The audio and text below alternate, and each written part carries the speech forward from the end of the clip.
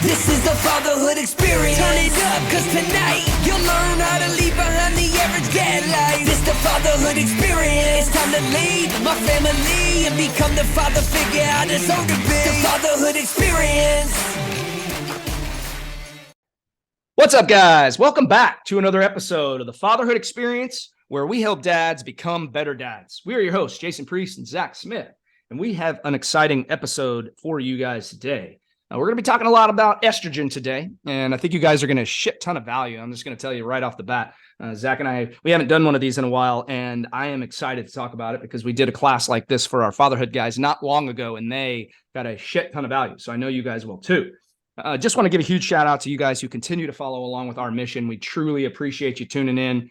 If you ever have any questions that you would like for us to answer on our Q&S episodes, email those in to info@thefatherhoodexperience.com. We have a few different formats on this show. The Q&S segment is specifically for you guys. So if you have a question, we're going to provide you with a solution, not just an answer, but an actual solution to move forward and get better. That's what we're all about doing, is getting better, 1% better each and every day. So if you have a question, submit those into info@thefatherhoodexperience.com. Now, I am excited for this episode, dude. I think that there's a lot of value to be had. I know that you and I both have strong marriages, but we constantly work on them. So what's going on in your world? We won't even have to talk about the topic. We'll just dive right in and have a discussion around this, dude. So how's life in Zach Smith's world? Well, it's all right. And we're doing, not all right. It's great, but we are actually doing and actively doing now what we are actually going to talk about, because it slipped through the cracks for a little bit of time because of a lot of obligations that we have. But at the same time, this stuff is important, dude. This stuff is absolutely important, man. So screw what's happening in my world, dude. Let's talk about this, because this can literally change the entire dynamic of people's relationships when they do this thing.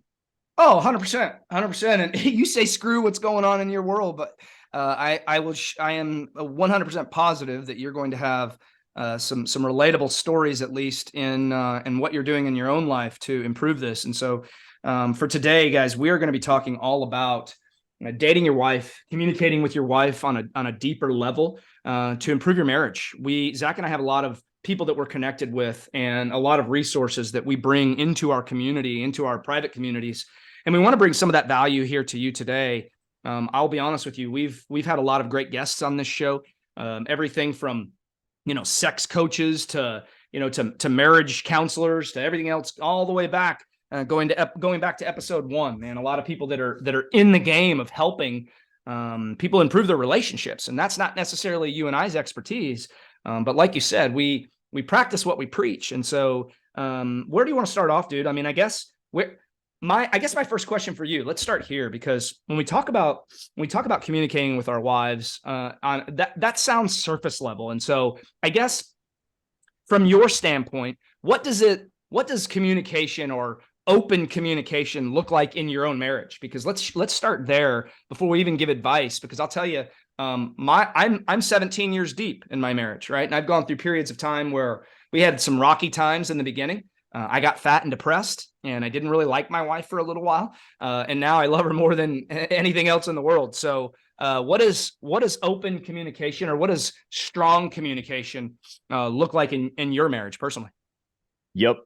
When people say communicate with your wife, a lot of people think that they're communicating with their wife, but there's a difference between just surface level talking and a deep understanding and comprehension of what's going on in the life of your life partner, right? Yep. So when it comes to actually communicating with your spouse, it's not just about, hey, how the day went? Hey, what do you want for dinner? Hey, you know what I mean? That Yep. Basic normal surface stuff. level shit. Yep. Surface level shit is the complete opposite of of intimacy, right? And people think intimacy is all about just sex.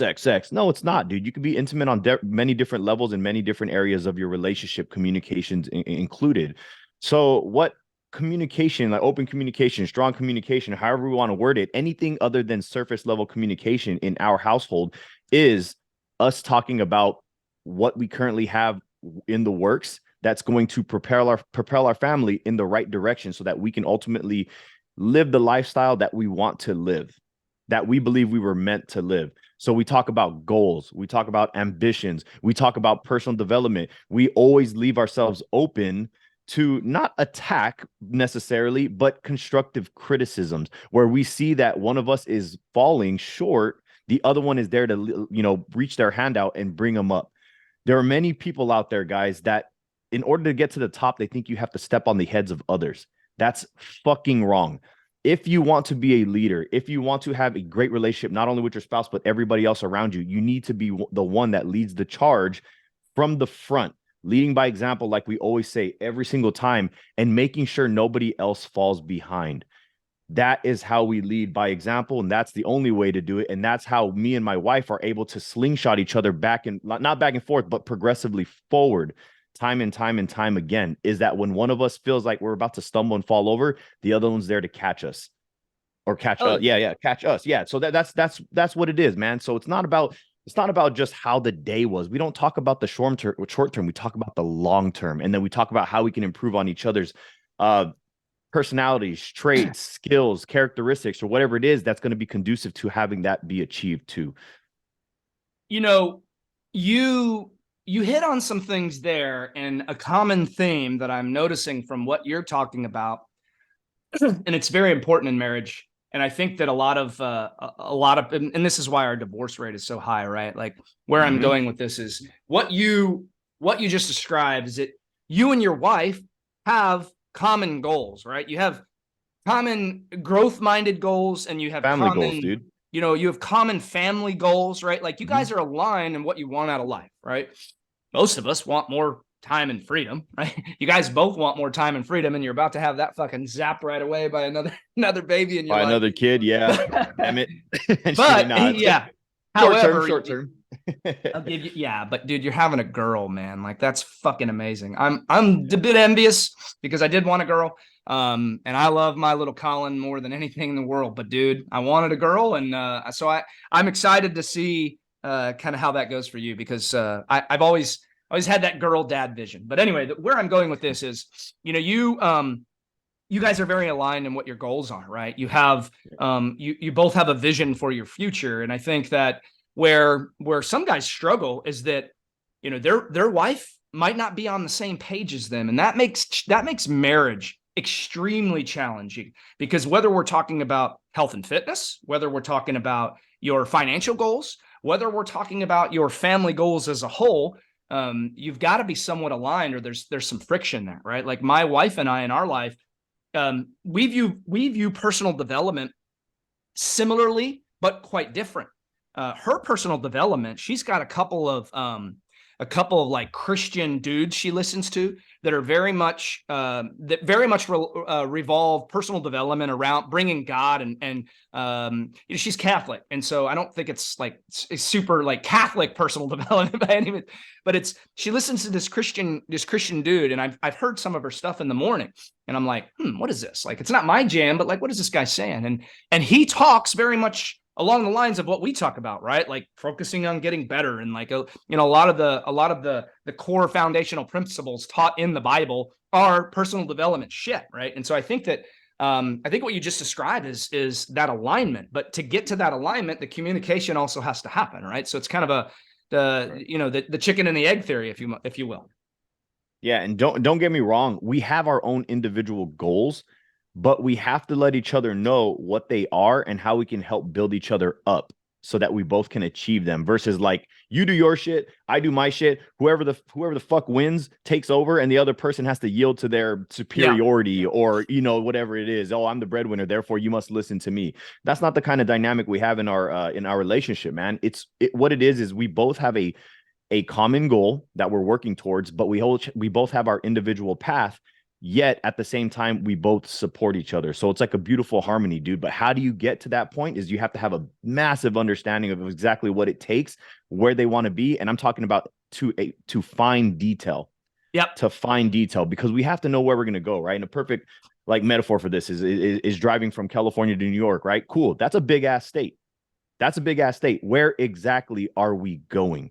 You have to be very crystal clear as to where you need to be at the end of this destination. Otherwise, you don't know what needs to be done, what needs to be talked about, or what you need to do to make that happen. So just to be clear, we have our own goals, but we support each other along the way to make sure that it happens. As a matter of fact, I'm helping my wife with trying to hire an employee right now in her business. So that's what we're doing, right? I take over the responsibilities that I know that I'm better at, and she helps me with certain things that I know that she's better than me at. We complement each other, and that's the way that it works. So we help. But each you other achieve that through strength. strong communication, right? You guys have established your roles, not because you just fucking figured it out. It's because you communicate, right? Like you guys know that, hey man, like I know that you do a little bit better at this, and I know that I'm a little bit more efficient at this, right? Now, we're not always going to see eye to eye, because the way that she does the dishes versus the way that I do the dishes are significantly different. And so dude, I get it. Look, I used to, so when I was in college, just junior college, by the way, guys, I never graduated, just so you know, you don't have to graduate college to be successful, by the way. So I want to hold that thought because I have a whole nother, go ahead. All right. Here we go. But anyways, man, yes. So on the note of what you were saying with, we do things differently. Our minds work differently between you and your spouse and mine and my spouse. She would I would have her proofread my essays in college, right? Because she's like a student type of person. So I'm like, yeah, sure. You know what? Screw it. You asked me to do, read your stuff. I guess you could read mine. Dude, she would do this. She would read my entire essay. And then I was like, all right, so what modifications do you need to make? She'd delete the whole shit and rewrite it.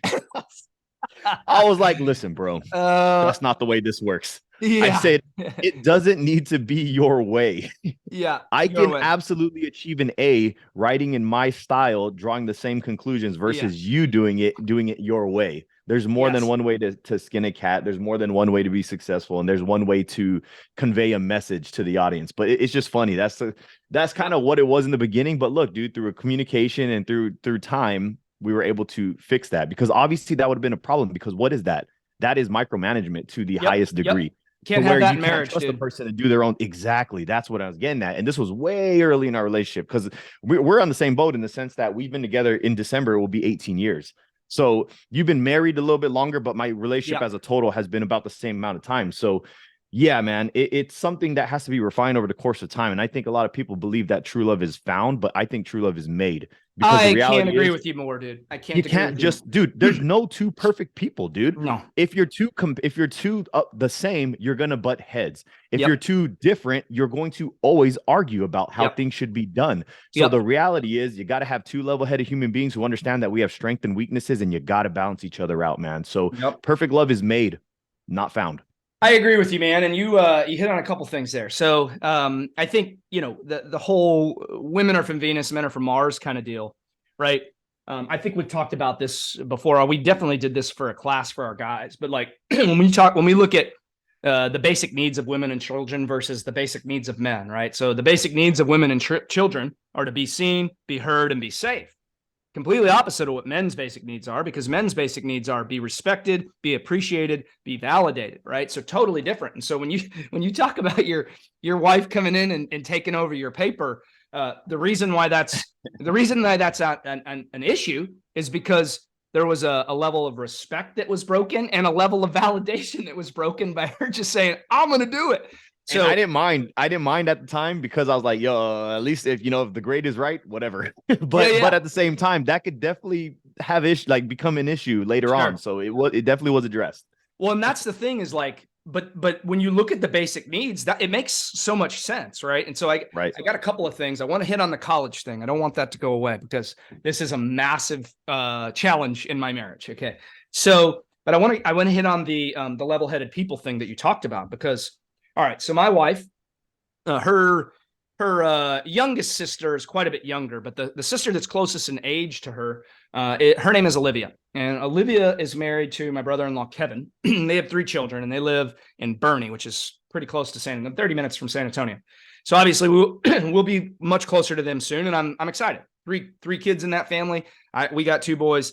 Cousins. We need more cousin time, right? And so, but I love that couple, right? I love my brother and sister-in-law. We get along very well.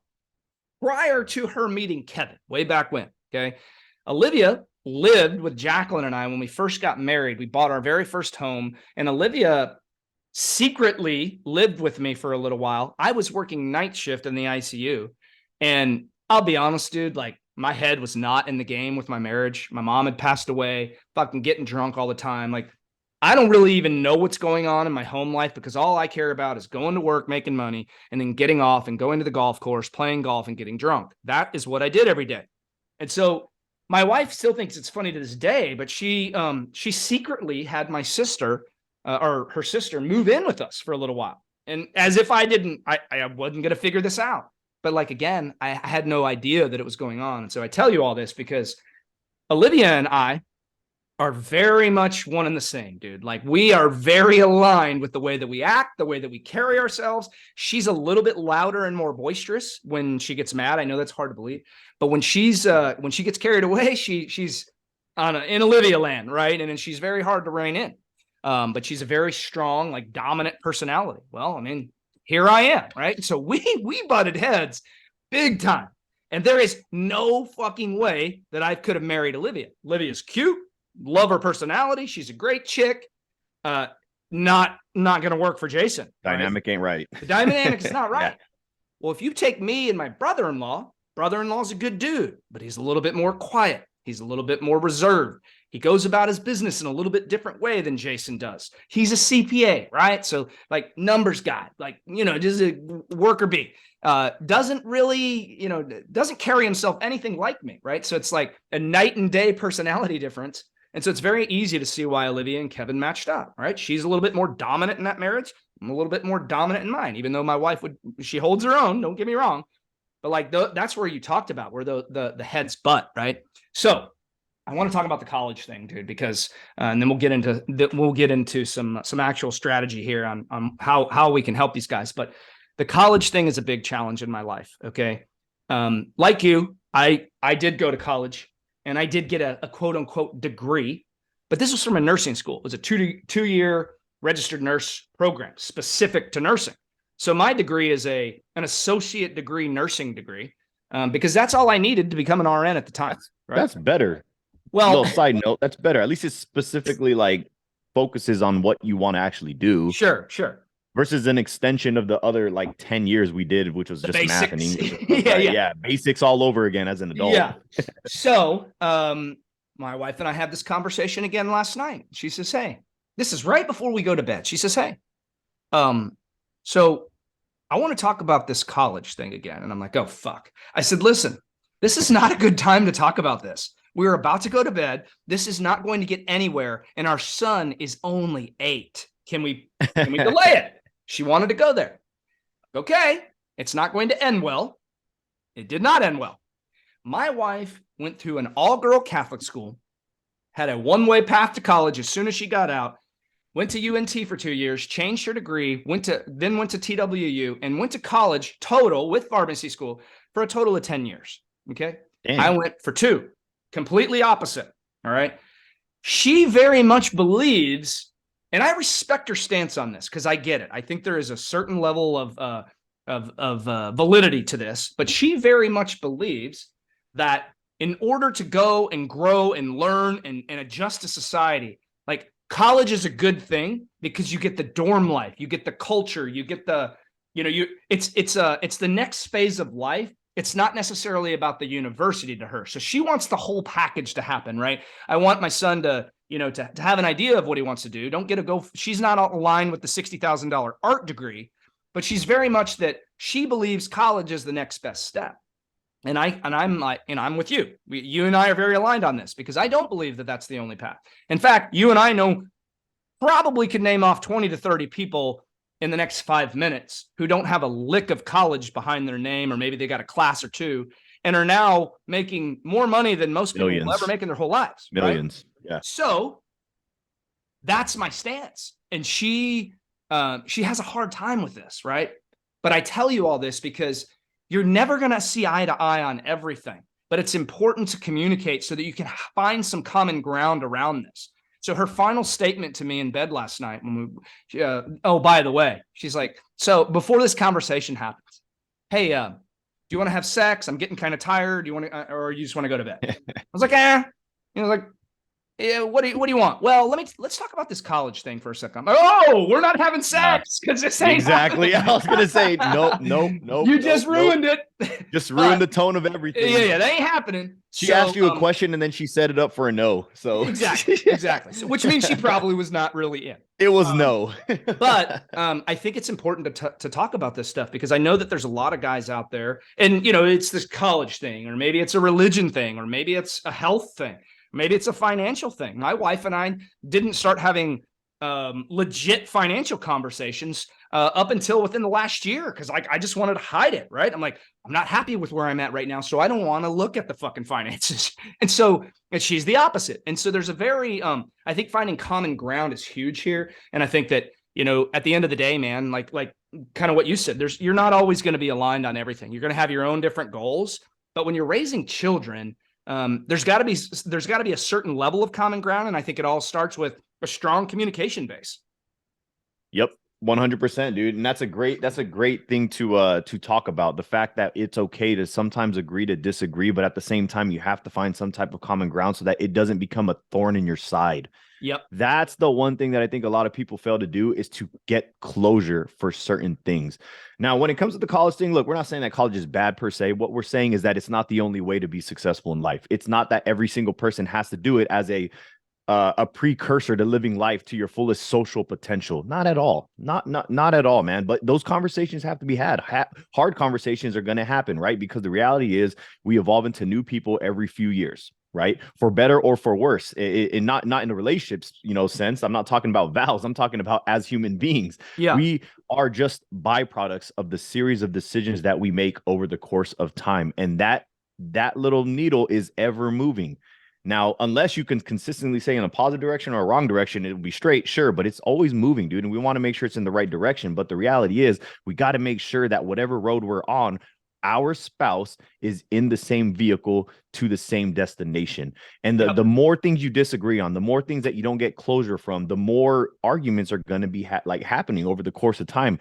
Like you said, why do you think our divorce rate is so high? Now, obviously, financial issues is one of the most, the biggest reasons as to why, but communication is also another massive issue, dude.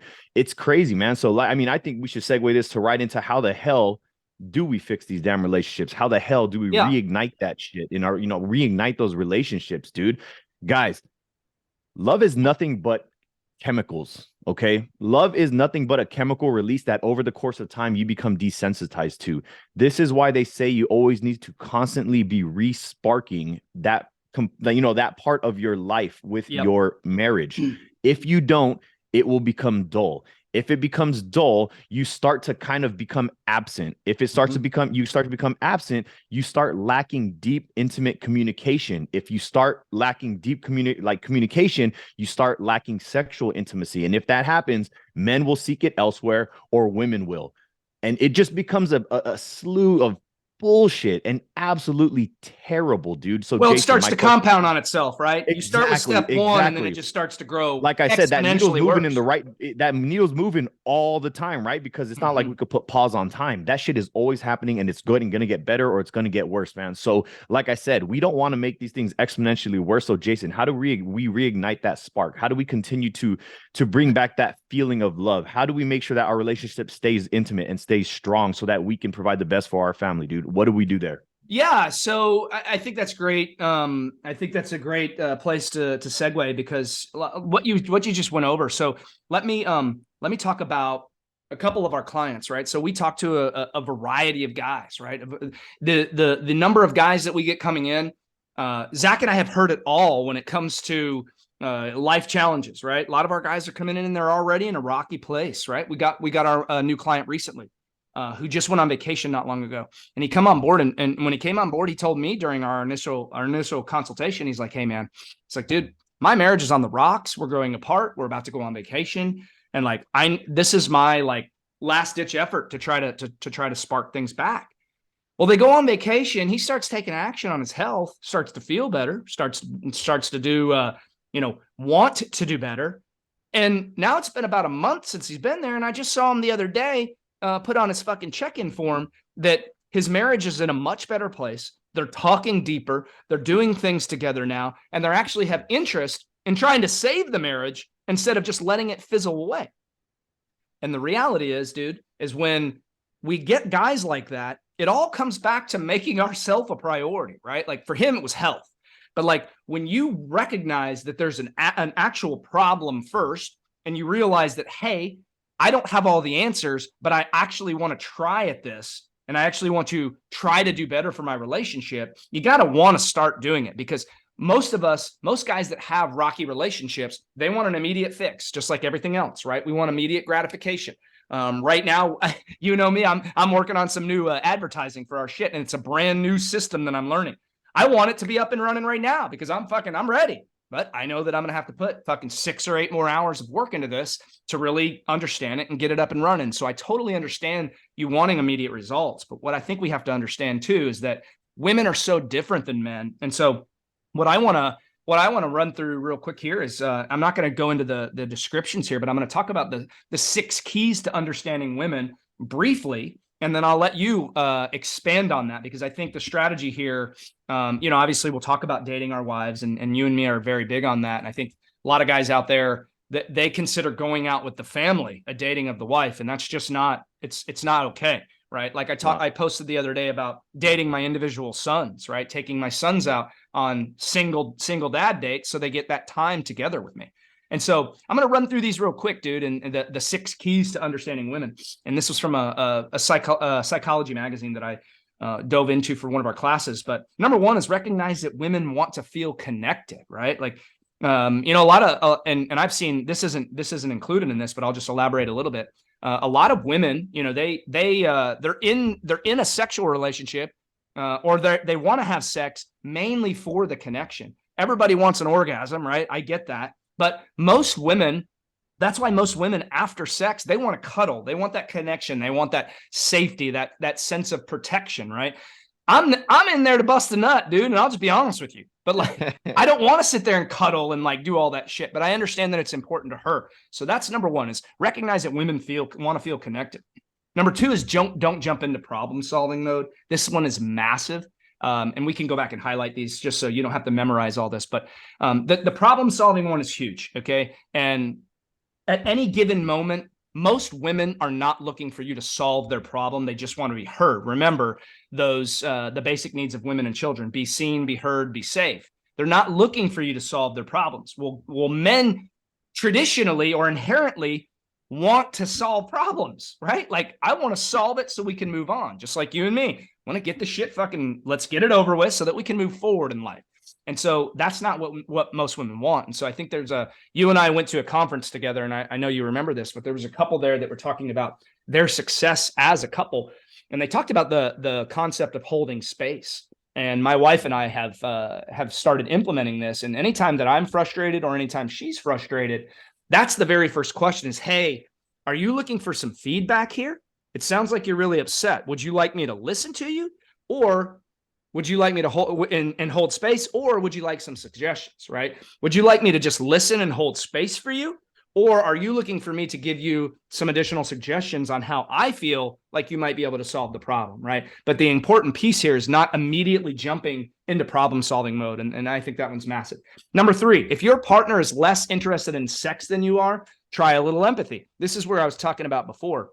Men get so tied to the end result, right? But I think it's important that if men don't like rejection, I get it. But instead of taking the rejection personally and pressuring her for more frequent sex, consider the potential reasons for the discrepancy and the desire. Reasons that may have nothing to do with you, right? Be sensitive to issues from her past as well as your partner's general frame of mind. Maybe it's that time of month. Maybe she hasn't taken a shower today and she's got a stinky ass cooter and she doesn't have any interest in you right now. So I think you got to be proud of the attempt, but also consider where they might be, because it's not all about the end result, right? Number 4, think about how much work your partner does. I know that I'm bad on this. I often overlook what my wife does for the family unit. And so when I step back and show that appreciation, it's huge for her, right? She loves to be complimented on the little stuff. Hey, babe, I saw that you knocked out, this.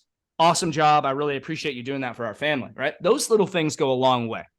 Number 5, allow your partner to voice her fears and support her in her efforts to face difficult situations. This goes back to what you were talking about, Zach. It's not necessarily a crutch, but and you guys might have different goals, but you're there to support her along the way. She's there to pick you up when you need to pick me up, to dust yourself off and help you move forward, right? So I think that's a huge one, is allowing your partner to voice their fears, and then support her in her efforts to face those difficult situations. And number 6, the final one, understand that communication is a process. This goes back to what I was telling you earlier. Look at communication challenges as an invitation to keep on talking, keep on listening, and eventually work things out. I think that's the thing, is so many guys get caught up in the, I want it solved immediately, that problem solving mode. And when you jump to that, you're passing up a great opportunity for you and your spouse to connect at a deeper level. That means communication. You can't just drop the communication because you want the problem solved and now you're on to the next thing. Like, that's not how it works. So again, women are from Venus, men are from Mars, and we have to realize that first and foremost. So anything that you want to add to those 6, or what stood out to you most? Because I know you already had the class with us, but like that holding space one is powerful for me. That's exactly it, dude. So all of those are great. That's all great advice. But the one that stands out to me the most, and that's, I guess, most aligned with this particular episode, is just the communication piece, which is number 2 of not jumping to conclusions, right? Yeah. I think that is massive. Like, if you don't understand the power of that, you need to listen up. Yeah. Your wife sometimes doesn't want to hear your shit. Sometimes she's going to be, depending on her frame of mind, right? Depending on her state of mind, she's going to be open to constructive criticism. She's going to be open to feedback. She's going to be open to the solutions, right? The potential solutions. And sometimes she just wants to punch a wall. And that's really all it is, right? And what you need to be the wall. But verbally speaking, obviously, don't get socked in the face. But I think that is one of the biggest, most powerful things that you can do, is to understand what it is that your spouse is trying to achieve by telling you these things. That is how you have intimate communication, by understanding what it is that she wants out of it instead of assuming. We cannot always assume that what we're thinking and trying to accomplish is what she is as well, just because she's saying things that make your mind go in a certain direction. When, like you said, men are from, the whole Mars and Venus thing.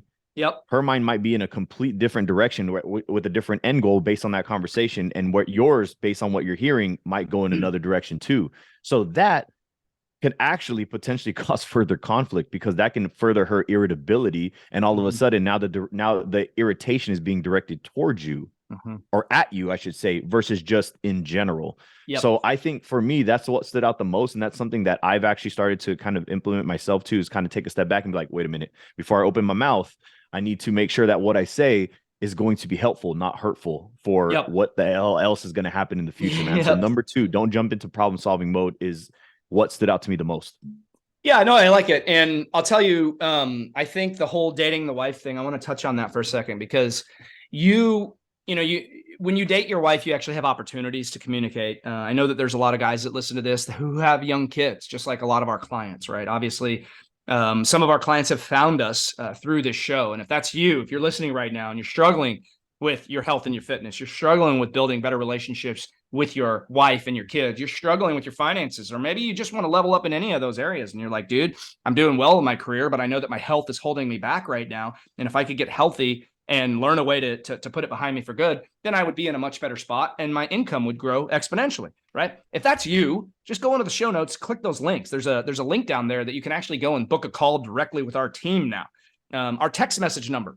So there's a lot of ways to get a hold of us. And so if you're struggling, don't check out. Don't listen to the episode and check out, dude. Check in. Like, come check in with us and see how we can potentially help you. And so I think the dating the wife thing, dude, like when we talk about that on a deep level like this, you have to actually go out of your way to make that happen. Because I'll tell you, if I don't put that on the map, might be 4 or 5 months before my wife and I actually have a date together. So like, we got to say, hey, in March, we're going to go on a date. Let's go ahead and arrange babysitter now. Now it's January. Hey, do you have this date open? Can we go ahead and get this on the map? Now we're moving closer to family, so that'll open up some flexibility for us for the date night thing. But my wife and I don't get to communicate much at home because my fucking 8-year-old and my 2-year-old's just chomping in our ear all the time, right? They want the stage. And so if I try to go, this pisses me off, dude. I try to have a deep conversation with her with the kids around and they'll come interrupt. And like, I almost get passive aggressive at her, like it's her fault. And I've noticed this. I'm like, well, shit, This is why it's so important to date your wife. And so if you're not giving yourself opportunities to have deep connection and deep conversations like this, then you're not going to be able to move forward, because the kids do dominate the scene, right? As you well know. And so one thing that I wanted to, one piece of advice that I have for guys out there is that has helped me a lot is just make the fucking decision on the date night. You go ahead and take stranglehold of this, plan that shit out, plan where you're going to go to eat, plan exactly what you're going to do, so that she doesn't have to make any of those decisions. Women don't want to be the one who decides, let's go here for dinner and let's do this first. They want you to be the one to take charge. Now, if they're craving something, a Thai food or something like that, I get it. Take that suggestion to heart. But if it's just a date night and she doesn't know what the fuck's going on, take stranglehold and make that happen. You will blow her mind just by you taking the lead and being the one that maps that out for your fucking family. That's it, dude. So what the bulk of this, although I know we prefaced it with a lot of other communication pieces. We had a lot, yeah. Major focus of this is to get your ass out there and start to date your wife, reignite that spark, bring those feelings of love back into the mix, and start being more proactive about prioritizing her versus reactive and throwing it in whenever the hell you can. Because the importance of dating, like why the hell this shit is so important, is first and foremost, every damn relationship starts with dating, right? And it should never end. It's kind of like fitness. Let's pretend that you hit your fitness goals and then you just stop. I like that analogy. You become fat as shit again. You become lazy as shit again, and you just suck. Yep. If you stop dating your wife, that spark is gone, and your relationship will start to suck. You will go back to the shitty version of a relationship. So that's the perfect way to do it, man. And look, I know there's gonna be people out there, oh, I can't date my wife once a week or two every other week. Money's so tight, blah, blah, blah. You know what the hell is more expensive than dating your wife? Therapy. Divorce. You can either divorce. date, that was going to be the next one. Divorce. And now, not only are you fucking you, but you're fucking your kids, you're fucking your wife, you're fucking your whole family, simply because you're choosing to be reactive instead of proactive. Correct. So I think so many people, they don't get it, dude. They don't get it. They don't realize that love is something that becomes like, you get desensitized to it. Guys, literally our body is just 24/7 chemical reactions happening at all time. And when there's a novel stimulus, in this particular example, it's intimacy, it's love, it's lust, right? Yeah. That shit goes away for the most part. Now, we all have our basic needs, obviously, like we all know that shit, right? But the desire is not going to be to the same degree as it was when you first met this particular person. So going back to what I was saying, you got to continue to reignite that spark and bring back those feelings of love. Otherwise, if you can't afford to love your wife, guess what? You're not going to be able to afford her at all when you have to pay, you know, all child support, and the child support and alimony, blah, blah, blah, blah. And like I said, therapy can run you anywhere between $50 to $200 an hour. Right. So guess what? You're going to be dating your wife, whether you like it or not. You better fix that shit. Otherwise, you're going to be dating her ass with a third wheel called a counselor. Yep. You got to get that shit. And then maybe a divorce attorney, right? 100%, man. 100%. So this is the way that I like to describe it. Like my wife and I have talked about this as well, man. We can only pour out of our cup into our children what we have available. If we are neglecting ourselves, our cup is empty. If our cup is empty, we cannot pour that into our spouse. And if our couple's cup is empty because of that, our kid gets fumes. Nothing. They get leadership starts from the top, right? This is the priority right here, guys. Yourself, your relationship with your spouse, and your children. Oh no, Zach, you can't, your kids, blah, blah, blah. Kids come first. Oh, kids. Guess what? No, I'm not saying try to play that. Kids. Yeah, but not seriously though. But guys, you got to listen up to this, man. If you put yourself first, everybody else gets the best version of you, right? We've covered this 1,000 times, and we will say this trillions of times more. Yeah. Yep, in the future. You got to put yourself first, contrary to what everybody believes. As men, we are providers, but everyone thinks that we have to put ourselves first. But let me tell you, Jason and I we've spoken with thousands of people, and all of their common issue was, I put everybody else first and neglected myself. Put your damn self Literally first. 99% of the guys we talk about is that exact thing. That's the same exact thing they say my all the time. My career and my family came first, and now I feel like shit. Yes, exactly. And now that you feel like shit, guess what? Do they come first? Yes, but now you're only giving them a 50% version of you. Yep. Just shit. You can be giving them, but I give them my absolute best. I give them 100% of what I have. I say, yeah, but your 100% is still only capped at 50% capacity. Yep. Therefore, you are fucking failing you. You're failing your wife. You're failing your children. Yep. Take that fucking punch to the face right now. Because if you need to hear that shit, take it. Put yourself first. so that your wife can get the best of you, and that so that your kids can get the best of you and your spouse. You cannot pour out of a cup that which does not exist. Yep. Your kid should be getting the overflowing joy and happiness and contentment and fulfillment and everything in that nature from an overflowing cup between the relationship you have with your wife. You cannot pour something that does not exist. You have to feed into you, your marriage, and then your children thereafter, guys. 1, 2, 3. It's as simple as that. I love it, dude. There's a saying along the lines of, healthy parents raise healthy kids. And when we talk about healthy, that's not just physical health. That's mental health. That's marital health. That's spiritual health. That's everything health, right? It's healthy parents raise healthy kids. And so it's not singling out any one of those. And I want to add this, and then we'll cap this episode, because I think there's a shit ton of nuggets in here for these guys. But we didn't talk about this at all. And I want to just give, a piece of advice too, because I know this is a massive problem in our culture and our society right now. But step number 1 to improving your marriage, and if this is a problem in your life, is to fucking cut out the porn, dude. Cut out the porn out of your life and just watch what that does for your marriage. You're going to start to have more of a physical attraction to your wife. You're going to want to start to have deeper connection with your wife, because now you actually have to try for sex. Now it becomes a challenge. Now you got to figure her out versus fucking getting on a screen, spending 2 minutes fucking whacking your wiener and moving on about your business. And now there's no desire at all, right? And like, I'm calling it what it is, because this is a massive problem in our society. And I think that the more that naked women are shoved in our face on Instagram and TikTok and all this shit, and you see this fucking porn everywhere now, we're becoming desensitized to it. And it's almost like just the standard now. So you start to lose, that horniness that you felt toward your wife goes away when you can just log on to Pornhub and fucking be done in 30 seconds and move on about your life. And so I just wanted to throw that out there, because we've done episodes where we've talked about it before a little bit.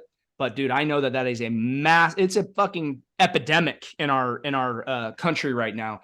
And until we get rid of that, dude, and until there's some restrictions put on porn, like, I don't think those sites need to be free, dude. We got these young kids growing up watching fucking porn when they're 15, and this is what they expect: immediate gratification, right? You don't have to work for anything. Part of the challenge and the fun of marriage is being able to overcome things together, right? Being able to grow together, being able to figure out what sparks that little what brings the spark back to the bedroom. And a lot of that starts with making yourself a priority. And if you're going to make your health and you a priority, start with cutting out porn, dude. I'm going to tell you right now, it will help your marriage tremendously, just like it has for a lot of our clients. 100%, man. Now for the final, now I understand there's going to be a bunch of people or group of people, a few individuals, however many it is, that are like, look, dude, finances are actually really tight, right? We speak to a lot of guys who are the only sole breadwinner, right? So they have a very busy schedule, and we completely understand, right? There's a perfect plan for every single person in every circumstance, right? Now, if you're one of those people who don't make as much as you want to, at least yet, and you're like, I really just can't afford the time or the money, change it up. Change it up. There's no excuse as to why you can't spark that marriage up again, right? If your wife is the one that always makes the dinner, guess what? You're up. It's your turn. If your wife always cleans the house, guess what? You're up. If your wife always watches the kids and put the kids to bed, guess what? You're up to bat. It's your turn. Change it up. Do the things that your wife normally does, because she's going to appreciate the living shit out of you for just taking an extra 15 to 60 minutes to do something that she would have done otherwise. It takes a little bit of effort, but it goes a long way in terms of how she's going to feel about you, man. And that's how you make sure that a relationship stays fresh. That's what makes sure that this is why I chose you. That's how you want her to feel, right? There's 8 billion people on earth. You need to constantly remind her why the hell she chose you. Do whatever you need to do, whether it's financially taking her out, or whether it's just an experience, or whether it's just taking over some of her workload so that you can give her an easier time of day, so that you can let her know that she is loved and appreciated. And I guarantee you that feeling would be reciprocated. Why? Not by choice, but by default, because there is nothing else but appreciation to be shown when you do some of the things that she expects her to do, and you just take charge of that. Love that, dude. Yep. You got to go above and beyond. And I'll tell you what you just said, it makes my wife's whole day when she comes home and the fucking dishes are done and like shit's picked up. It's just a little extra work on my behalf. But going back to what we've talked about on other episodes, where I have my little boxes that I check. My family box is important to me, and I'm looking for something to make my wife's life a little bit better each day. And usually that's the dishes from my behalf. She likes to come home to a clean kitchen. Figure out what your wife likes And like Zach said, man, take some of that fucking load off of her plate and see how that just try little things like that in the beginning, right? It's like you're not going to fix your marriage all in one shot, but we gave you guys a lot to go with today. A lot of strategy, a lot of psychology talk, some things that we do in our own lives, some client stories. Take it for what it's worth, dude, and plug some of these strategies into your own life. But like Zach said, dude, date your wife. That's the number one priority. And if you want to be surrounded by a brotherhood of men, all on a similar journey like you, same journey, getting better every single day, getting healthier, improving your relationships, growing your finances, and just being surrounded by a group of badass men, click the links in the show notes, get into our world, get on our calendar, fucking schedule a call with us, and we'll have a conversation to see what it would look like for you to become part of the fatherhood and become the most elite version of you. If you got any value out of today's show, please share this show with one man in your life. I know you got value because Zach and I both got value today. So if there's a dude that you know who's struggling with his marriage, maybe he's struggling, maybe they're not communicating right now, get this show into his ears so he could potentially save his marriage, and you guys go get better this week, and we'll see you in our next episode.